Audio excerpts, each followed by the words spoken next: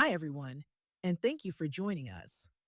Today, we're going to talk about something that affects every student but can sometimes feel a little confusing: assessments. Our goal is simple but important: to help you understand the different types of assessments your child takes, why they're given, and how the results are used to support learning. By the end, we hope you'll feel more confident about your knowledge of assessments, asking questions, and working with your child's teacher to support their progress. Let's start with why this matters. Assessments are one of the ways schools check how students are doing. They help teachers understand what your child knows, what they're still working on, and where they might need more support. But assessments aren't just for schools, they're also for you. They help you understand how your child is progressing and what you can do at home to support them. When we work together, students benefit the most and make more progress. Not all assessments serve the same purpose, and understanding the differences can really help you make sense of the reports you see. Let's go over four common types we use in schools and a simple way to think about each. Let's begin with formative assessments. Think of these like tasting the recipe while you're cooking it. These are quick check ins during learning, like exit tickets, classwork, or teacher observations. They help teachers adjust instruction in real time. If something isn't cooking quite right, they can change the approach before moving on. Next, there are summative assessments. This is like the final taste test at the end of the meal. These happen at the end of a unit, semester, or year, like the California Assessment of Student Performance and Progress. A summative assessment gives us a big picture summary of what students have learned.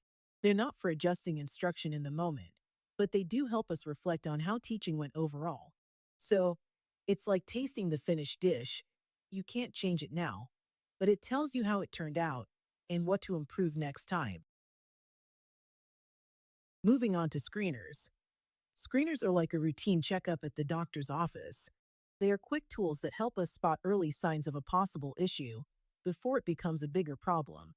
Just like a basic vision test or hearing screening at a checkup, screeners don't give a full diagnosis, but they flag when we might need to take a closer look. If something seems off, we follow up with more specific tools to figure out what's going on. Finally, diagnostic assessments are like going back to the doctor for follow-up tests once a screener shows there might be a concern. Diagnostic assessments dig deeper. They help us understand exactly what a student knows, where they're struggling, and what support they need next. It's like the doctor ordering detailed tests so they can create the right treatment plan. Except in our case, it's a learning plan. Each of these assessments, whether it's a quick check, a summary of learning, an early warning signal, or a deep dive, gives us a different piece of the puzzle. Together, they help us understand your child's learning journey and make sure they're getting the right support at the right time. So, what exactly are we trying to find out when we give assessments? This isn't testing for testing's sake. Assessments are tools that help us help your child. We're looking for answers to questions like: is your child understanding the material? Are they making progress over time? Are there areas where they might need a little extra help? The goal is to get a clear picture of what your child knows and can do, and then use that information to better support them. Let's talk about the California Assessment of Student Performance and Progress, also known as CASP, which is the statewide test given to students in grades 3 through 8 and again in grade 11. This test is taken once a year in English language arts, math, and science, and is meant to check how well students have learned the grade level standards. You can think of it like a yearly checkup.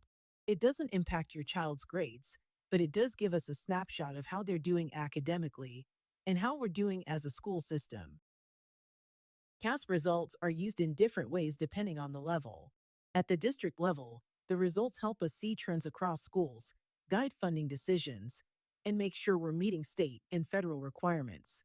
At the school level, the results help principals and leadership teams identify which grade levels or subjects may need more support and how well school-wide strategies are working. At the classroom level, the results give teachers a big picture view. While teachers already know a lot from working with your child every day, this data helps confirm what they're seeing and spot any learning gaps that might need attention.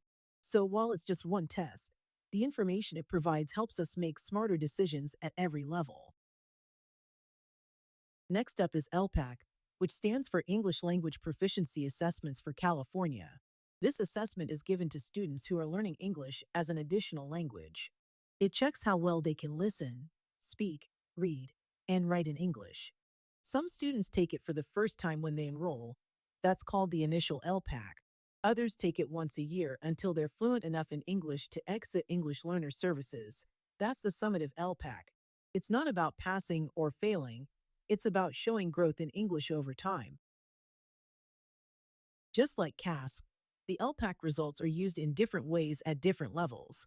At the district level, the results help us make sure English learner programs are working and that we're providing enough support where it's needed. It also helps us meet legal and funding requirements. At the school level, principals and support staff use the results to monitor student progress and make decisions about staffing, language programs, or reclassification.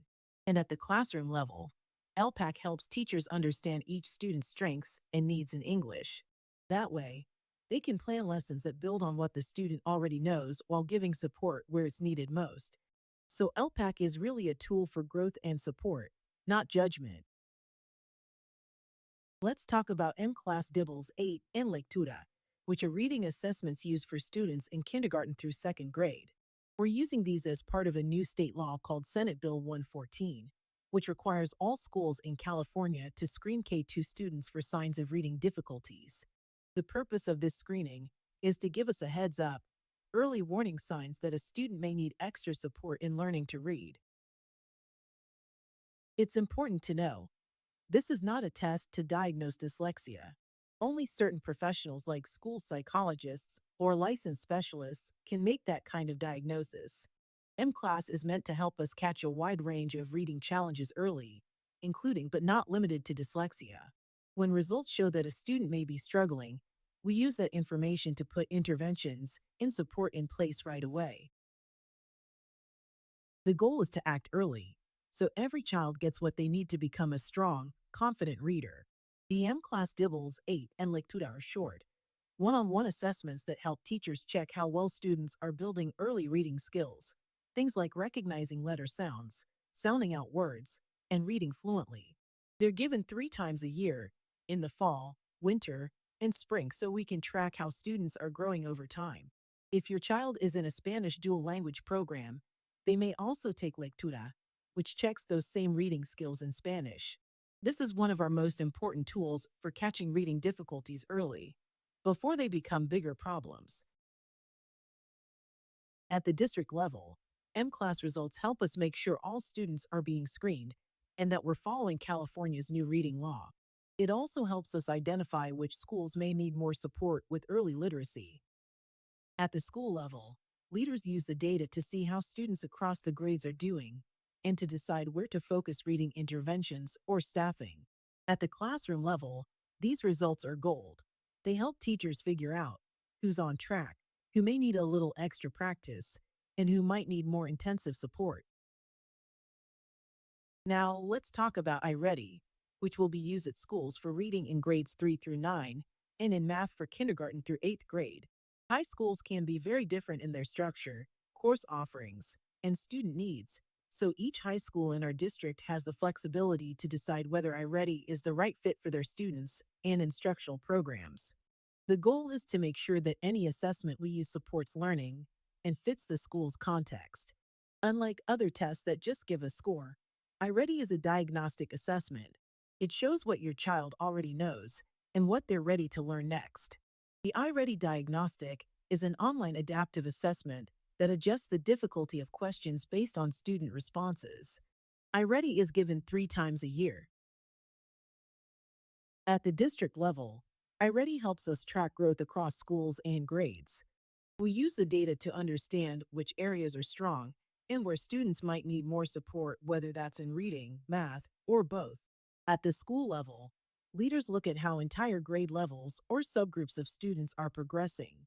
This helps them plan things like professional development for teachers. At the classroom level, iReady is very hands-on. It gives teachers real-time information they can use to group students, adjust lessons, and it also helps track growth over time, which means we're not just looking at where a student is now, but how far they've come. Thank you for taking the time to learn more about the assessments your child takes. Our goal is not just to test, it's to understand, support, and help every child grow. And we can do that best when families and schools work together.